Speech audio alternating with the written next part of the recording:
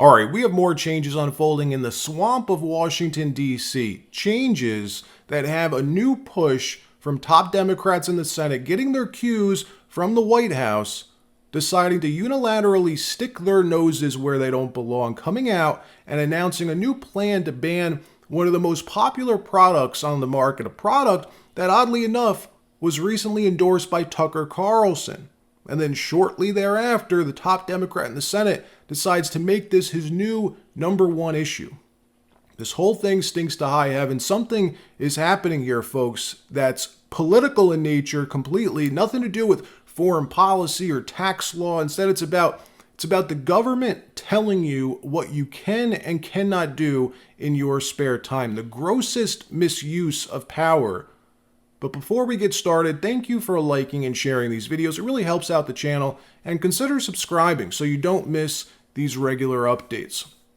So, do you remember when we first heard about China's COVID lockdowns? The first time you saw those disturbing video clips of residents being locked in their own homes, giant apartment buildings padlocked from the outside, each individual apartment boarded up from the outside, literally locking you inside your house, only opening the door to deliver your daily ration of food and water. Basically a prison.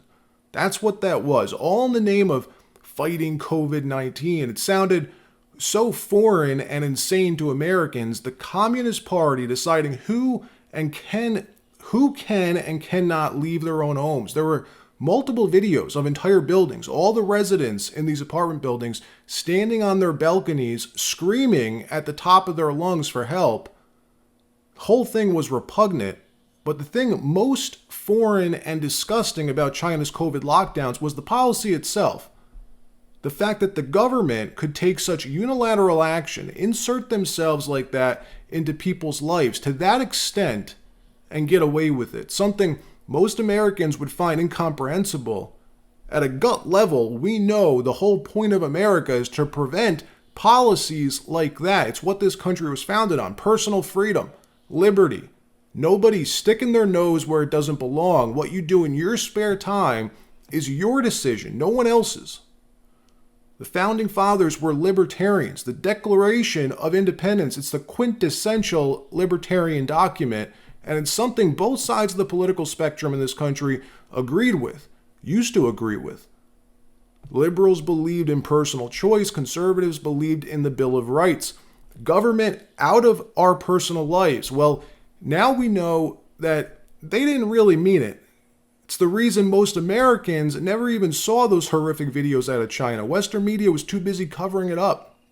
Turned out we had our own form of lockdowns in this country, much more muted than in China, but the point's the same. What you do in your personal time, it's not up to you. The state wants the ultimate authority. What you can put in your body, what you can't, no longer your choice. It used to be you could do whatever the hell you wanted as long as it stayed within the bounds of the law.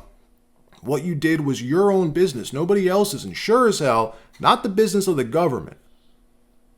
Well, what do you know? Once again, Democrats in Washington on a federal level have decided that they have the final say, just like during COVID. Guess all that talk about my body, my choice, purely a talking point. You aren't able to decide what you put in your own body, folks. Something as simple as a Zyn nicotine pouch is now no longer acceptable for the Democrats in Congress. Watch this. Senate Majority Leader Chuck Schumer is calling for federal action to crack down on a product called Zyn. He says the nicotine pouches pose a danger to teens as they use them as an alternative to e-cigarettes.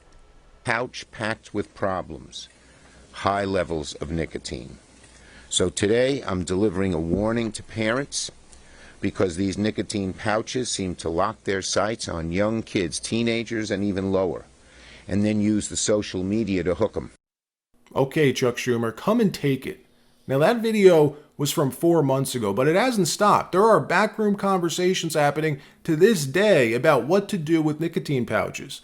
And if you're not familiar with what we're talking about, this is like the most popular new alternative nicotine delivery product, a newer way to stop smoking cigarettes. It's like dipping, but without all the risk to your health. You don't have to spit or anything like that. The product's called Zyn. And no, I'm not being sponsored by them. I have no affiliation with this company whatsoever. but I'm familiar with their product.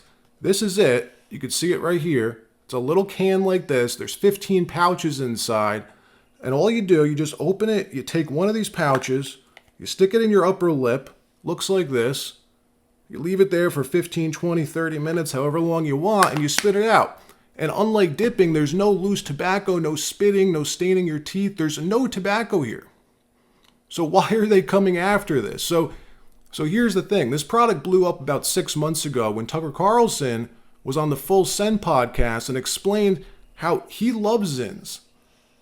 Once he found out about these, he said he stopped smoking that same day, and now he uses this product religiously.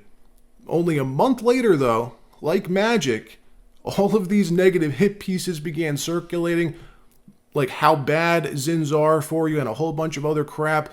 Bottom line is, why is Chuck Schumer, the most powerful Democrat in the Congress, the freaking Senate Majority Leader, why is he coming out rallying his conference to ban Zins?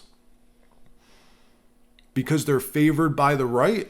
It makes no sense. I guarantee a whole ton of Democrats use this product as well. I have no idea. It's bizarre. Here's what appears to have kicked all of this into motion. An interview Tucker did, like I said, with the Full Send podcast, weeks after this interview, is when this push to ban nicotine pouches started. Watch this. A boy that one of my daughters was dating, New Year's 2020, was at my house, and he pulls this out. I'm like, what is that? He goes, it's the future, where you get all the whole grain goodness of nicotine, but none of the downside, none of the carcinogens. And I was like, I think I'm all in. So we drove to 7-Eleven, and I stocked up. I got all the different flavors, coffee. Look, this is the purest expression of power, deciding what an entire people can and cannot do in their free time, what you can and cannot consume.